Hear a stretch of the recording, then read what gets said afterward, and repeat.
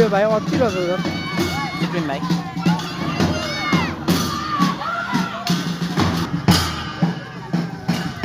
जादुको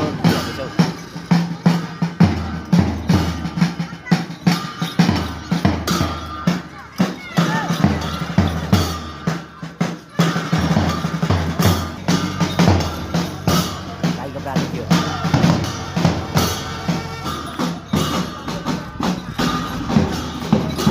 अहिले कमले हो कोमा जाउँथ्यो मार्दैन त्यसले बोलाम त ए हात भाँचेको छ नि सानो दुइटै भाँच्यो दुइटै भाँच्यो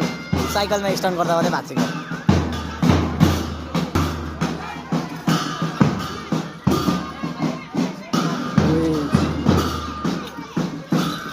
साथै लिन्छ त अहिले त लागेन मासले चर्साउन आएको